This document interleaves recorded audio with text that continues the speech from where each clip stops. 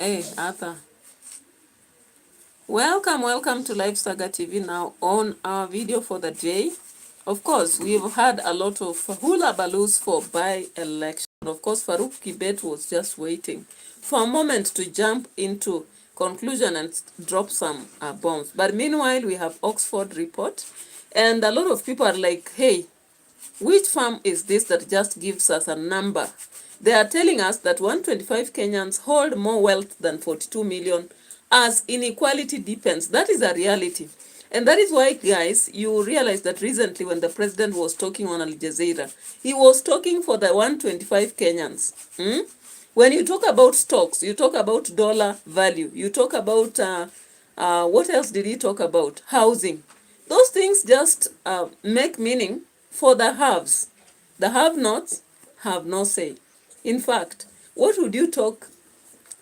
Some people even don't care about housing. Even if they have done 1 million houses, it will not touch any part of their bone.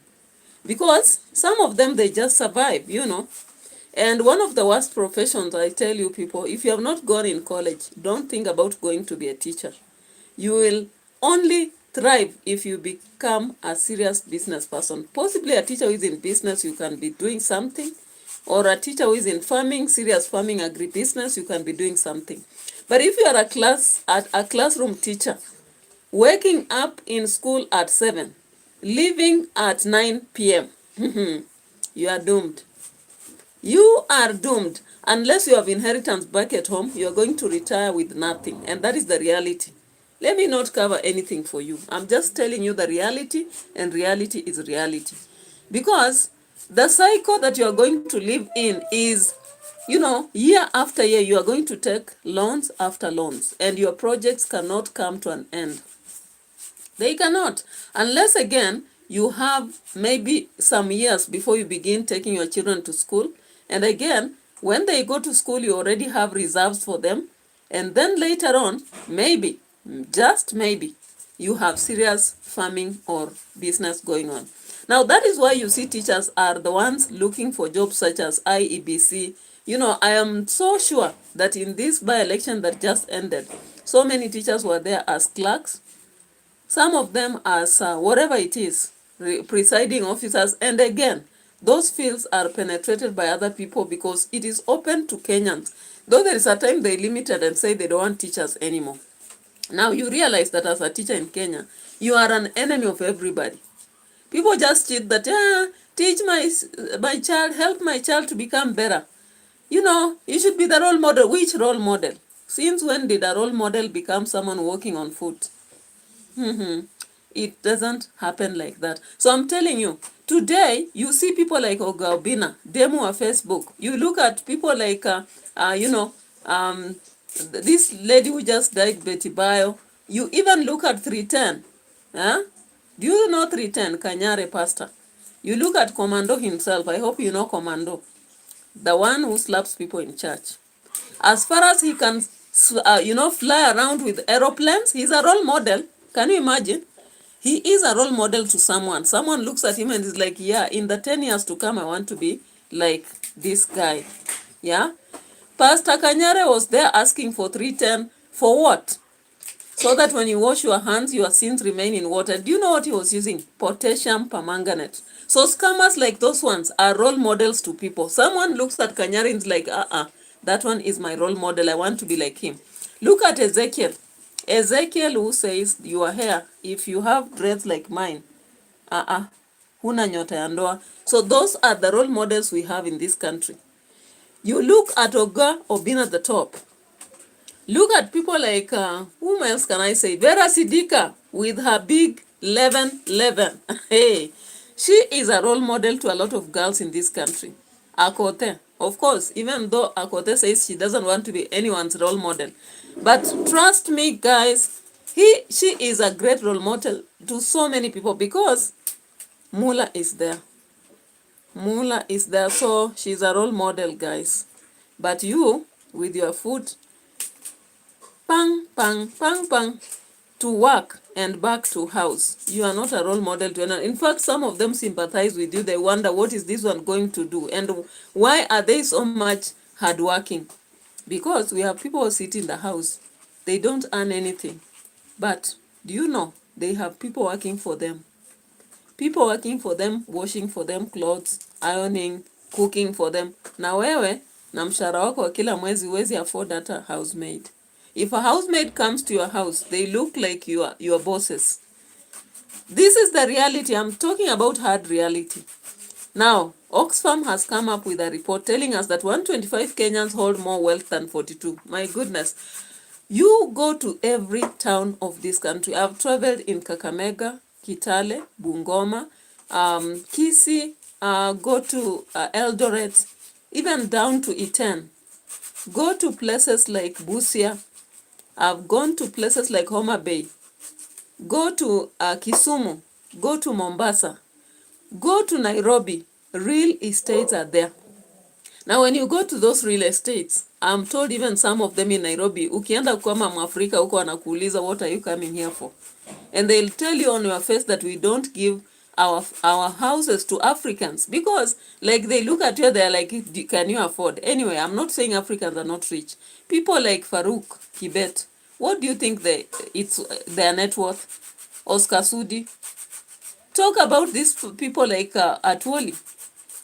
Yeah, I want you to think about the people like Ruto. Do you know what is the net worth of Ruto? Ruto has about 283 USD. Yeah, when I look at the report, the latest report that he shared, actually, the leading family, among the leading families is Uhuru Kenyatta's family, which is around 530 million US dollars. That was a report by 2025, right? And then William Ruto's current president net worth 50 to 53 billion, which is around 285 million US dollars. Rigathi Gachagua 800 million Kenyan shillings, and so many other people. Karua, it's about 150 million Kenyan shillings, and many others. Of course, we can't finish the list. The list is so long, but you can check on different people and maybe you get to know what is what. But the reality is reality. When you check at these figures, Oxfam is not lying. Of course, I've seen some people commenting saying that what they are simply doing is to create a war of class. Do you know a war of class was created long ago? How many politicians have told you, including Bifoli? Bifoli aliwaambia aje? Bifoli told us that we, the poor people, citizens, normally battle around to protect this politician and that.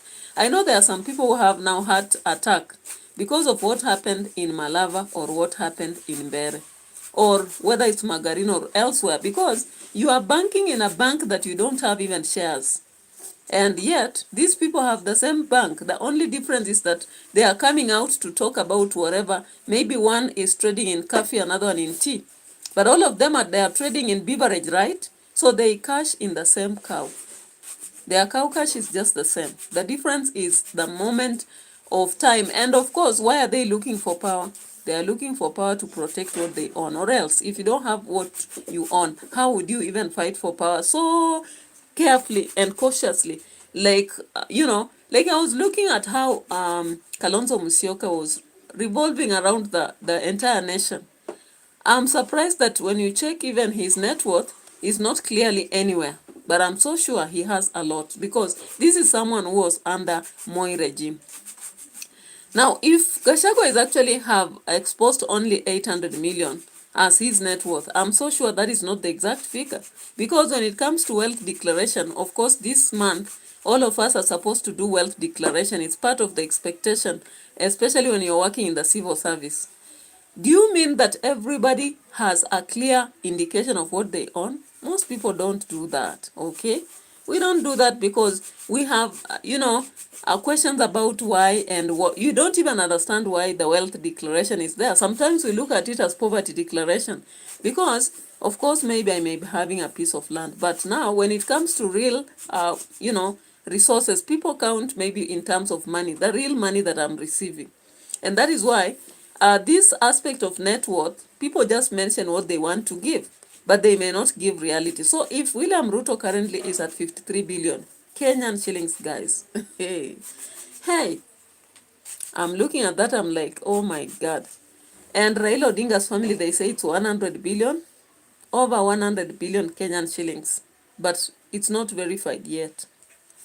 And of course, we can check on many other people. If you try to check, you may find them. But I'm telling you, one of the caucuses for Kenyans is the political situation. And the reality is that in this country, once you invade politics, if you make it to become a politician, then you are rich. You become the have. So that's why you are seeing people are battling for these positions. They are even going to court. Like, you saw what happened after by-elections. Now UDA is ready to go, not UDA, but DCP. DCP wants to go to court over Samantha. Poor sana, hello, how about you? So if you see why DCP is going back to court, it's because they have money. Without money, would you even afford a lawyer? You wouldn't, but they have a lawyer because they know they have to create an impression. But I am sorry, because if they begin these court situations, it will be like the time of Raila, you know, he could miss, then he goes to, for those cases, and they could not add up. They could not offer him any success. Whichever crude method have been used, I think they just have to forget and move on, because 2027 is not far, is it? Let them do the groundwork. Of course, this is a party that came up just the other day. Is it even 6 months old? I doubt. I'm not so sure. Maybe you can help me understand that. But in my case, I believe it's not even 6 months old. So if that party was able to really acquire the votes the way they did, I believe they won it. And if they have scooped at least Kariobangi, they have done for this place, Narok, and where else, then I believe they have tried their best. So I don't see why they should be struggling to go to courts. But guys, what am I talking about? There is the haves and the have-nots in Kenya.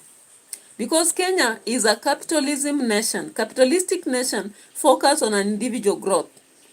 And that is why you saw our president when he was in Al Jazeera interview, he was so confident. Samantha, I also said hi. I also said hi, and I hope you got it. So I'm trying to focus so much on what I'm discussing, but thank you so much for your presence. All right. So that is why you saw our president when he actually came to Al Jazeera interview. He insisted that Kenya, we are doing well economically. You know what? The rich are doing well. I don't think they don't have any problem, because if they invested in stocks went up. If they rely on dollar value went up. So which means their net worth went even up also. Yeah. When you look at housing, they have, a connection to it, direct connection. For me, I have nothing to actually gain or lose from the housing. The only thing I'm losing is the money that is being deducted from my payslip every year. Like I sit down and when I calculate that money, I'm like, I've lost a lot. Myself, I don't have a house. But then, that money is going and building somebody a house. Imagine. So that is why Oxfam report came out to indicate 125 Kenyans hold more wealth than 42 million as inequality deepens. All right? And when you want to look at Kenyans, begin with politicians. Let someone show you where politicians stay, the vehicles they drive, and the life they settle. Now, after politicians, we have these people who are doing what we call forex trading. I'm not so sure whether it's forex trading. They are the number 2 owners of wealth in this country. They'll tell you how they wake up and make a million every day. You can imagine, at the comfort of their houses. Then now we have number 3. These people are conducting dirty businesses. They may be into drug business. They might be into wash or any other, this kind of business that you'll never understand. They call it is it black space businesses? Yeah. So those people who are conducting those businesses are super rich. Of course, we've had a lot of documentaries being shown in Kenya.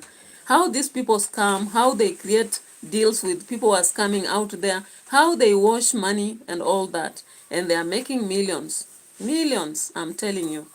Now, get to the third category. After politicians, and I said the second was what? Forex traders. Then the third was scammers. Those who are conducting funny businesses that we don't know. Then we have now category 4. This one is the lucrative jobs, you know, architectures,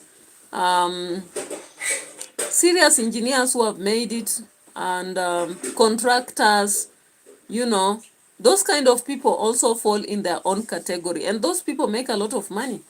Actually, while we wake up to work every day, for them they can work only 2 days a week, or they go for a contract for a month and rest for 2 months, but they make a lot of money. You know, architects just have to design a house and they are paid a lot of money. They go to another, they design, and you know, it's about skills that are unique. Actuarial, these people who have done actuarial science and so many other stuff. Then at the same level, we have those people who have gone even into mass communication, but they are honored in a manner that within a company, whether it's NTV, Citizen, or whatever, they are highly respected. Those people really receive a lot of cash, and therefore they also belong to class number 5 in Kenya. Now you can bring in doctors, lawyers, and other people at grade 7, that is level 7. And these people, they do locums, they have their own clinics. So it's like their job creates 3 jobs for them. They do the work in a hospital, then at the same time they can have locum, they can have contracts, you know, so they work even in 3 different institutions at the same time. They offer consultancy, they again work off time, locums and all that, lawyers as well, those who have made it. And then now we have the class which is struggling, the police, the teachers, you know, salaries are based on, I don't know, monthly. It's not even daily. They don't calculate based on days or even the skills. After all, a teacher is a teacher. So even contract teachers can be paid 10,000 or 15 and no one cares. And if they have to be added salary, it will take maybe 4 years. That salary will be spread into, let's say, 4 years for them to be added. And therefore, no one should come about and say that Oxfam is creating a war of class, because that class has been there. We like it or not, and we can see it very clear. And salary disparity can talk about this. And that is why in Kenya, people tell you point blank that don't focus on your job. Don't rely on your salary. They always tell you principles of capitalism allow you to do a lot of business. And then when it comes to that business, sometimes people can be so crude, you know, very crude, that they allow, you know, people to do whatever they want. People will sell whatever they want. Recently, there was a market somewhere. There was a kind of strike that happened. And then I began to ask, what's happening? The strike happened and people were burning up, only to discover there are people there who are selling marijuana and very funny drugs. So they were burning that market to avoid that. So you can see, there are people out there who are not even working for anyone, but they have discovered that business is business in Kenya, so they decide to do very funny jobs and they survive. Samantha, you are asking.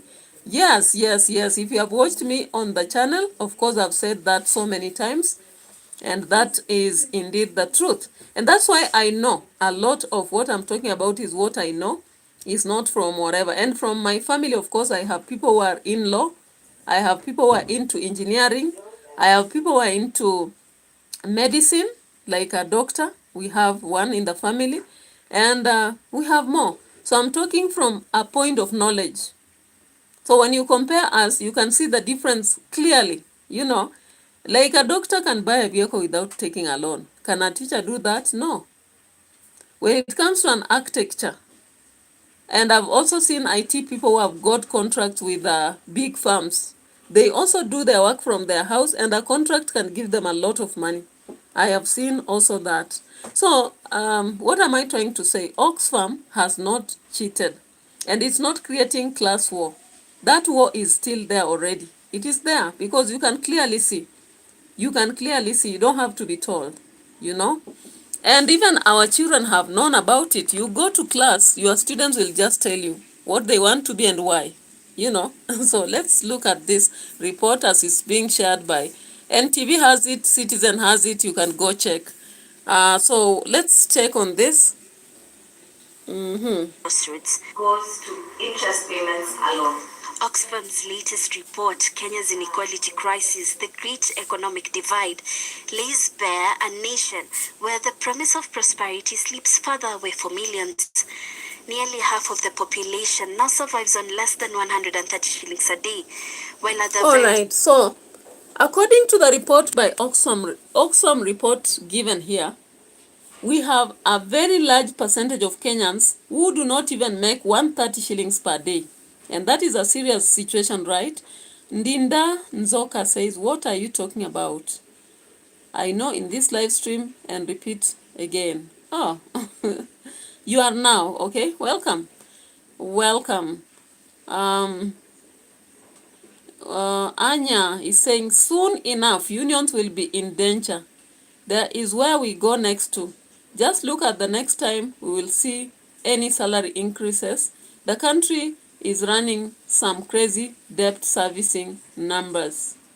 I don't know, because actually, of course, we have a lot of debt. Like Kenya itself has borrowed a lot of money from outside. Of course, recently we learned from Dindi Nyoro that Kenya has borrowed almost 10 times what was borrowed in the time from the time of Kibaki to the time of Uhuru Kenyatta. But in 2 years, they have borrowed almost what was borrowed in 20 years. Can you imagine? And of course, when that is borrowed, it is funny because people now take that money and they use it.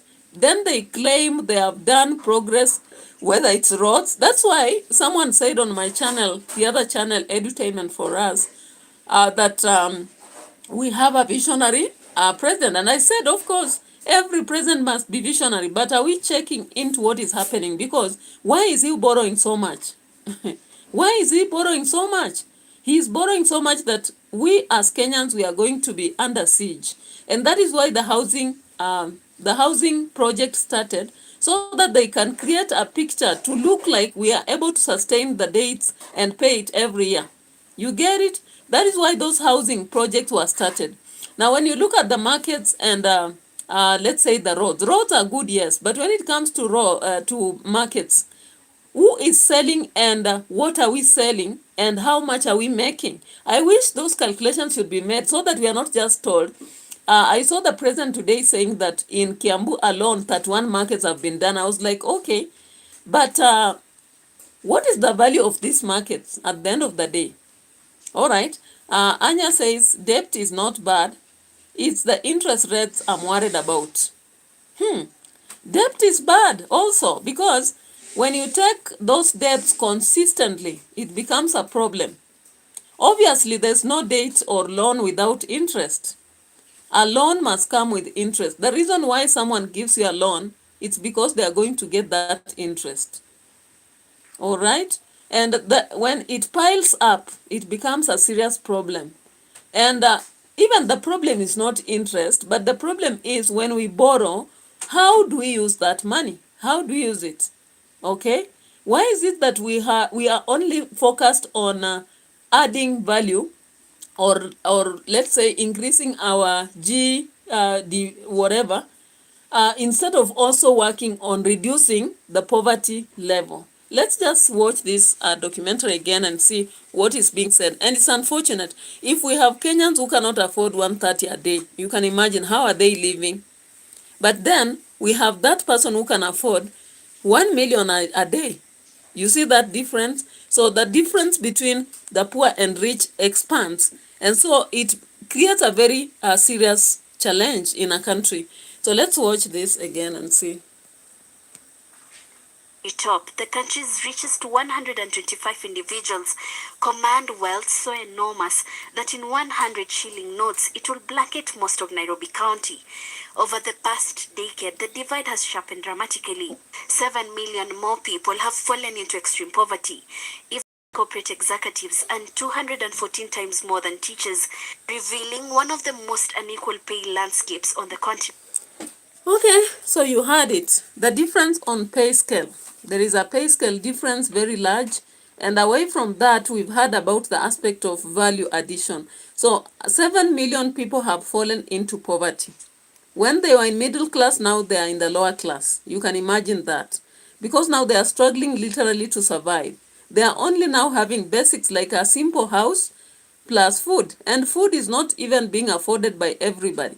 You realize that there are homes where that they only take one meal a day, and that's it. And even if there are those who are taking satisfaction, yet there are those who are now able to throw away food. That is the controversy, guys. And if you live in Nairobi, for example, you'll see that difference clearly. You move from one area to another, you see that difference clearly. One place is a poshy place with people driving very poshy vehicles, living in very big homes, gated communities, whereas others, they are living in slums, struggling. They don't have a job. They have to hustle around, and that is why crime rate in such a country increases. Maybe some people may not see this as a threat, but it's a serious threat, a very serious threat that will create despair and anger and kind of a situation whereby people will be asking themselves, are we of a lesser God? And therefore, what is the result of this? You realize that with time, there are those who will be automatically look like, okay, so is this capitalism meant to suffocate us? And then they decide they don't care about their life, so whatever it comes, let it be. All right? And I think that's why even when it comes to voter apathy, I was looking at the by-election that just ended. Why do we have voter apathy? It may be related to what I'm seeing here.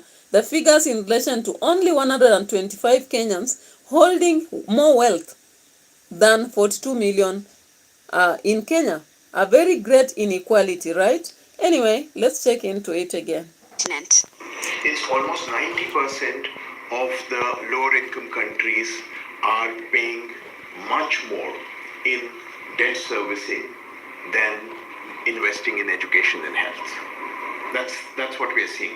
So what people are being made to do is to make a choice between, do you want more doctors, nurses, daycare on the one hand, or you want more billionaires? Education is one of the All right, you saw that what he said, that you have to make a choice between engaging more, skilled workers, especially doctors and nurses and what have you, or you choose to service the date. I just tried to look at what Anya 12 is saying here.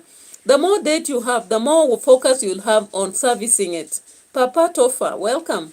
So you will focus on servicing the date and not on building your growth, okay? And the sinking back into poverty happens because people are being forced into, or rather made to believe that when you borrow, you become better. But unfortunately, unless you borrow and make a serious project, you don't become better. I'm trying to look at the situation of when they brought around a hustler fund. Papa Tofa, you say medium? Oh, medium papa. Okay. So when we look at that, the fact that people are forced to take loans from Hustler Fund, and maybe after that, they could not move ahead because their businesses were collapsing. You know, it's hard enough to have a business relying on date. I've tried it actually, and I've realized that a business relying on a date is so problematic because you take some money, maybe you print books, you try to sell, they are not selling that fast.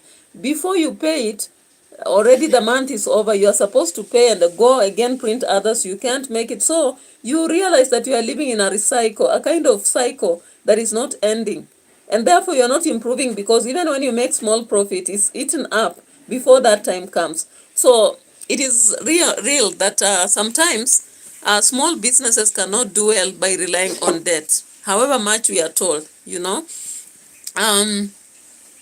Anya 12 says, how long does the government think it can continue increasing taxes? I'm curious how far Kenyans will go on with this game. You know, the problem is they'll continue increasing as far as they are gaining. You know, when you look at that Oxfam report, the equation of the haves and have-nots, the haves don't care because when you earn so much, even if taxes go up, it doesn't affect you much. And especially those who are up like 125 Kenyans, they own a lot of businesses, you know. And so they are the ones whose this tax is going to the citizens, but for them, they can even cheat about the profits they make, you know. We know these things, so it is not automatic that they are going to report the clear number about their profits. One person may be owning even 10 companies. So if one person is owning 10 companies, they don't have a problem with raising taxes, because at the end of the day, the taxes will go to the citizen. But for them, of course, they'll declare something in relation to the profits they made. But if they decide to hide some, who will ask them? You know? Yet they own everything. Like they are selling us food, they are selling us, let's say, oil, they are selling us steel, they are selling us rice, they are selling us clothes. So by dominating these markets, I don't think the tax aspect will affect them personally so much. So for them, they'll raise as much as they can until Kenyans cannot carry it anymore, unfortunately. And that is why we are seeing, when we talk about health, some people don't understand, because they are too wealthy. For them, they go to hospitals like they're just, they are, when it comes to insurance, they are paying personal insurance. Maybe even monthly they are paying 1 million for a family. So they wonder when they say we only pay 1,000 and we are complaining, they're like, what are you complaining about when I'm paying 1 million? You see? These people take their children to private schools where fees is almost even 1 million a year. So when you talk about fees and you are saying that you are supposed to pay 9,000 additional, they are like, what is that? Isn't that just negligible? They don't understand the problem of the citizen. When you complain, they don't understand. And that is why, like, when they talk about the increase or the improvement, they are not focusing on reducing poverty, because they are not poor. So if you are not poor and you are a leader, do you even know the pain it means to be poor, or the poverty aspect? You don't know. Papa Tofa says, write. What do I write? Because I'm talking. I'm literally talking. I'm not writing. Anyway, let's get to check on what is being shared again by Oxford Farm here. State sectors, government spending per primary school pupil has fallen to 18% of what it was in 2003. 70% of the school-going children in Nairobi actually are in formal schools. And the inequality that results from that is that, first of all, the Ministry of Education does not recognize those institutions as schools. So they don't get any support from the government. For women, the inequality cuts even deeper. All right, so you heard that. Of course, at lower level, many parents prefer to take their children to private schools. Why? Because the value of education is more in private schools, because at that level, teachers focus more to look at each student, and maybe the population is low. Coming to public schools, students are so many, teachers cannot even manage. The ratio of teacher to students, as far as they have said they have employed more teachers, the ratio is not standard. So parents prefer to take their children to private schools. And in those private schools, there is no subsidization of education. Books are supposed to be provided by parents. And it's not necessary that a parent who takes a child to private school is rich. No. It's neither that. It's not that. Now, when you look at women, as is being shared by Oxford, they are the ones who are facing the highest inequality. Highest inequality. And let's just listen to what Oxford was saying here. Let's check on this. Oxfam, not Oxford. And 65 shillings of every 100 shillings earned by men occupy only 38% of formal jobs and carry an overwhelming share of unpaid care, often without secure rights to land or property. Food insecurity has also surged to alarming levels. Before we talk about food insecurity, the reality is that women carry the highest burden in the country. I've seen a lot of women who are single mothers, right? And when you look at them, you find that the only jobs they can have, most of them, they cannot go for construction. Very few are allowed into that. So most of the jobs they are allowed is nursing, maybe of course, doctor, you can go if you have reached that level, engineer. Some of them go most to work as house workers, okay? So the burden of that heavy task is on them. Some of them will go to the markets, buy things and sell, okay? And so they work so much, but at the end of the day, how much do they earn? Because those kind of jobs are not lucrative. They are just a hustle, kind of. And most of them carry the burden of now feeding their kids, because most of those single mothers, they are the ones who will stay with their kids, right? And they are the ones who will take care of their needs, whether it's education or whatever. So it becomes a challenge because literally they are doing a lot. But at the end of the day, they just have to earn that salary. In fact, I was looking at the relief.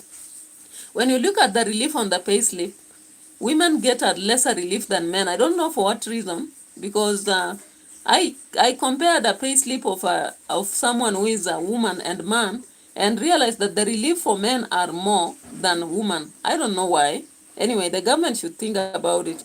So Anya says, education, Kenya has a broken system that doesn't take into account Kenya's needs. In fact, the government isn't sure what to do with the students. Even currently, do they know what CBE is? They are telling us that CBE is focused on talent. But when they were testing students for exams, did you see anything to do with talent? Guys, those papers were testing just the raw information like we were tested before. You look at that education, they are talking about teachers are ready. But let me assure you, the teachers are not ready. Most teachers who went through institutions learned the old method of teaching. Or they learned using resources which are limited. Simply a paper and writing, and writing, material and all that. So the lie that CBE has come and changed the system is a great lie to our nation. And many parents will still continue to hold on hope, but we just let it be, because what can we do? We have less control over this. Now remember, most politicians have checked on them. Their kids study abroad, or they take their children through this GCSE education. Then they go study abroad. They come back when they are now the future leaders. You realize that is the class difference that will continue because of capitalism, and we can't do anything about it, Now, we were also given information about food insecurity. Of course, recently I did some documentary about Isiolo and Marsabit. And also Turkana. We've seen a lot of people who don't have food. Now just watch this. Watch this and see. 10 million Kenyans face severe or moderate hunger. Since 2020, food prices are up 50%, hitting low-income households hardest. And in counties like Turkana, the crisis is even more acute. 4 in every 5 people lack adequate food, and 6% of children do not reach the age of 5, some of the harshest indicators in the country. If the government was to invest in a 2% annual inequality reduction, accompanied by a 2% growth rate, this would end extreme poverty 3 times faster than just investing in 2% growth alone. Globally, Kenya now ranks 16th among nations with the highest inequality levels between... Okay, can you imagine we rank at 60% higher in inequality levels? That is too bad for us, right? Now, I'm just imagining, if this inequality continues, what are we going to experience? And of course, we already experience it currently. There is a lot of crime, guys. You can't even leave a simple plastic item outside your house. You cannot.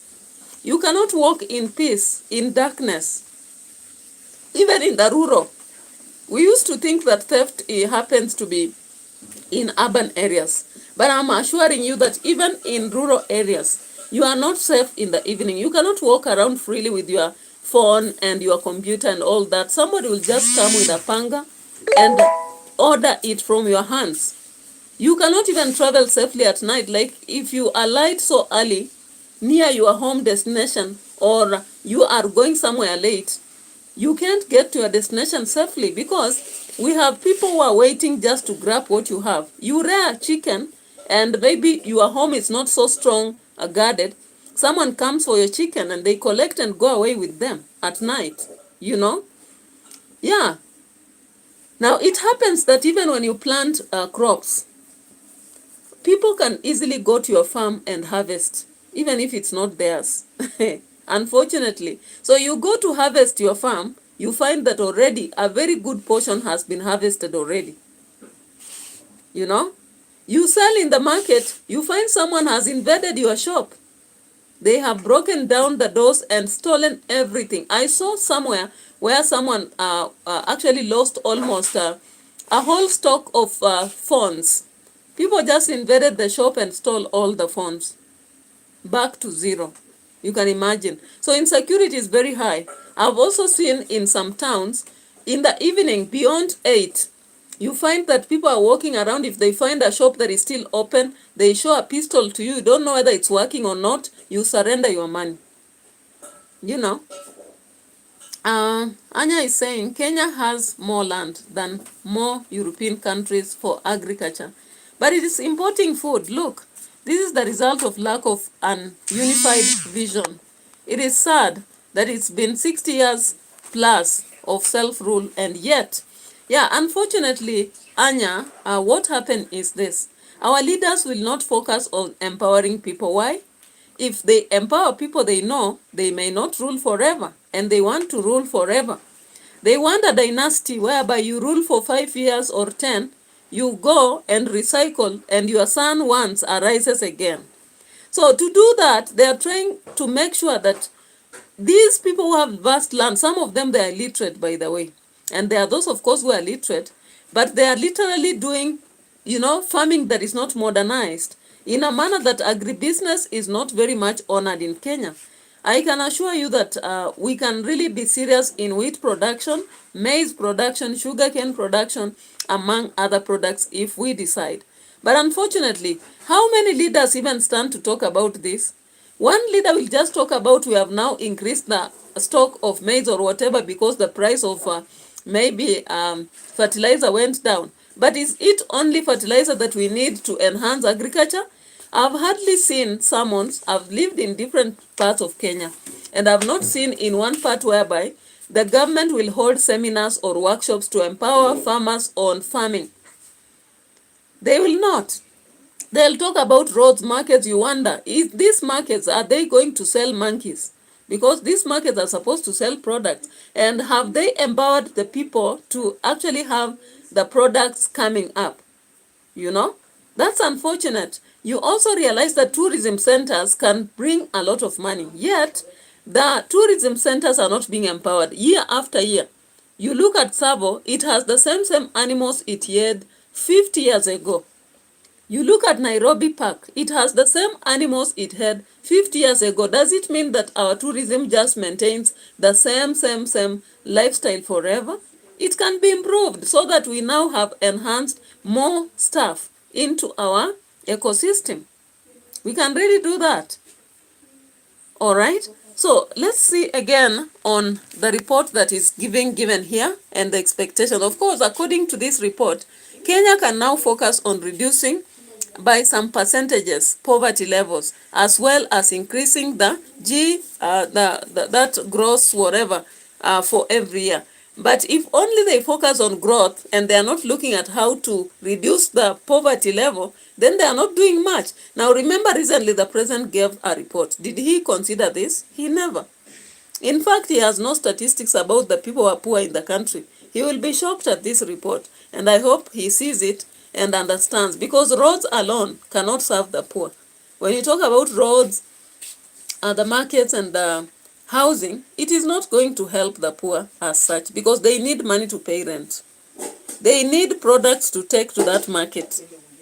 They need money to buy vehicles to ply on that road. So it's unfortunate anyway, the vision, as you say, Anya. In 2019 and 2025, 60% of all new wealth created in the country went to those who are already wealthy, deepening disparities and straining hopes for social mobility. We have reached a point where continuing on the same path is not just unsustainable, it is dangerous.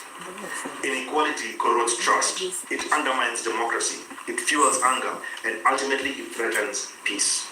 With Kenya's debt levels spiraling and inequality at unprecedented levels, the nation now stands on the brink of collapse. Ashley Atieno. All right.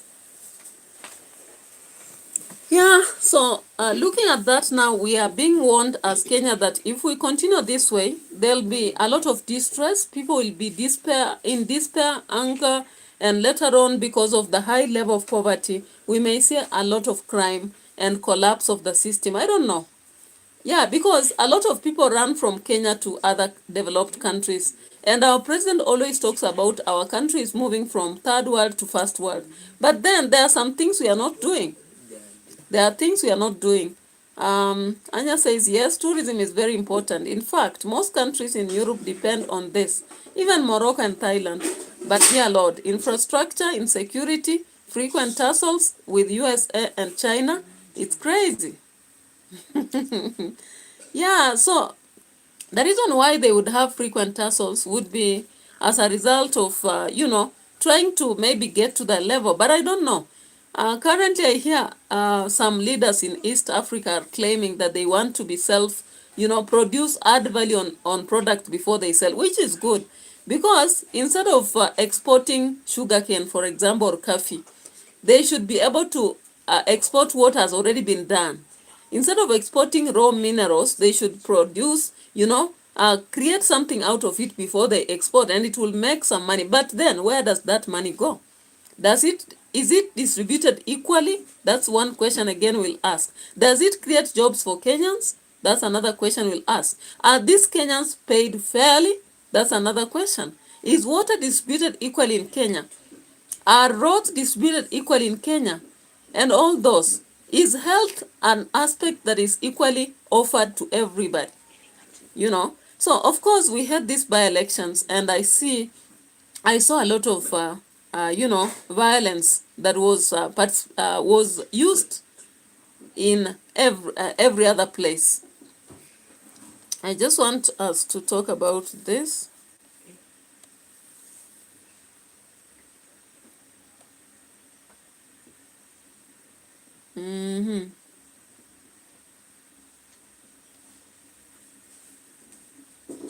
Yeah, now I saw our president talking a lot, and he was telling people that they should avoid personality cults, ethnicity, politics of ethnicity, division, and personality cults. I was like, okay, it is okay. But then what do we focus on? He said that he's trying to create market, roads, and housing. I was like, I need more. I need to hear more. And he really was so happy that the broad-based government, that is what he called it. According to him, UDA and ODM are called broad-based government. They got seven posts. And I was like, hey, Mr. President, why are you celebrating over this? Now remember, the Malava and Mbeere North have had a controversy. And I don't understand, because everyone saw the kind of distresses that those opposition went through. If everything was clear as it is, why were we seeing a lot of violence conducted against Panyako, Narok town, and also we saw a lot of problems in Mbeere North, if everything was as clear as he's claiming? It's very funny that the president now comes out and brags about this, and when he's launching the Rironi Nakuru Mau Summit. I appreciate for the roads, no problem with that, because we'll use them. But then, the aspect of peace is what I don't understand. And let's listen to him. Wanapinga barabara kama hii. So, mimi ningependa kusema ni Kenya ni nchi ya demokrasia. Kama William Ruto, serikali ya broad-based, iko na sera ya kujenga barabara, ya kujenga reli, ya kubadilisha mfumo wa elimu, ya kuweka new funding model, ya kupunguza gharama ya production, kupunguza gharama ya fertilizer, ya kuwa na universal health coverage. Tafadhali tafuta sera mbadala, uzia wa Kenya. Lakini hawa ambao tuko nao sasa hawana sera mbadala, hawana mpango mbadala, hawana agenda mbadala, wanapinga. Hapo sasa ndio Kenya inarudi nyuma. We need a brand of leadership that looks at a plan, and sometimes you must admit, if a plan is good, even if you are in a different formation, you should have the fortitude and the courage to say this is a good plan. And if it is not a good plan, propose an alternative plan. But don't just oppose. The problem we have is that we have people today, if you listen to them, what are they talking about? One term. Kasongo must go. What is Kasongo? One term must go. What is it about? It's about William Ruto. It's about a person. It's about the next election. That is how we fail as a nation. All right, guys, you heard him. And partly I agree, not because I like what he does. I don't like everything he does or what he says and not perform. But I agree somehow with him. If the leaders who are in opposition will continue talking about one term, Kasongo must go, that is not enough. Let them come out with, you know, programs, approaches of how to control or rather improve our nation. Like, what are they going to do in tourism, in education, in health? What are they going to do in housing? Let them tell us. But if they only tell us we are not going to allow this, we are not going, telling us what they are not going to allow is not enough. And I've said this many times until I'll be even, I don't know what to say. It's just humiliating, actually. But I don't know. It's unfortunate. Anya says China is Kenya's way out of this mess. But we must play them like they play us. Now, we need them to invest in energy instead of roads. China is right now showing interest, but for how long? Yeah, so Kenya actually, China has had interest in so many things in Kenya. But I'm not so sure whether Kenyans will be brilliant enough to play them. Because when China comes, remember, they'll work for you 5 years and they'll continue to earn for 50 years. I don't know. Maybe that's a good deal. I'm not so sure. But you can drop a comment based on what I'm saying. Yeah, so Kenya has to actually establish a way in which we'll get what we don't have. Because there, for example, the president said the other day, we don't have energy. How do we make sure you have enough energy? At least roads now we have them and we are trying to have them. But energy, what about that aspect of network? Because we need enough network if we really have to invest in IT. Now, when it comes to health, what do? You know, we have to look at those matters. And the challenge is on opposition. As far as they are there to just say must go, I think the president has a point. Let them come up with initiatives, approaches on what they want to do and how they want to do. But when they keep telling Kenyans that one term is not enough. Yeah, so you saw the by-elections. Whether it was wrong or correct, I don't know. That one I cannot have approved. But of course, maybe if there was this violence, automatically tulichezwa. And that is why, of course, we saw what happened in Malava and Bere. Do you ask yourself why it took so long during the by-elections? Results za Banisa, za Kaspul, za Nyamira, za Kariobangi North, za Magarini, na kwingine kote Narok, they came so early. But when it came to the two places, the decision makers of the country, because those two are looked at as decision makers, they were slowly trickling in. And finally, of course, we have had controversy over Malava by-election and Bere North by-election. But what I would wish to tell the opposition is that instead of going to courts, why can they marshal their wealth and prepare for the next election? But they must have an agenda, because without an agenda, I'm so worried. We don't want just to have someone pushed out to introduce another one who does not have an agenda. What will they tell us? What did they come in to do? You know, it's like you've thrown someone into the streets as a maid, you picked another, but you don't even know what they are coming to do in your house. So how do you think they'll serve you better? Yeah, it doesn't add up, all right? So let's end here. I have to go and take a bath, but it's such an informative discussion. I don't know. I just hope that democracy will have sense in Kenya, because for how long do we have such situations where elections are just, you know, chaotic, brutality, we see violence, and people ignore as if nothing happened. People are abducted and they disappear when elections have been completed, they are released, you know. It doesn't make sense. This is democracy. Everything goes, even if it doesn't make sense. If it's one term, this is it. It's the fruit of democracy. Okay. But then let them tell us why we need one term and what are they going to bring. So that as one term ends, what is the other term going to bring? That is only what I can urge so far. Thank you so much, Anya. You kept our channel active throughout. Samantha disappeared. I don't know to where. Ndinda Nzoka also disappeared at some point. Papa Tofa also disappeared. But at least Anya was there all through for the 54 minutes, and I really appreciate. Thank you so much, guys. Keep subscribing to the channel. Our target was 500 for the month. I can see we are only 2 days into the end of the month. What will happen? I'm waiting. Bye bye for now. We'll meet again another time.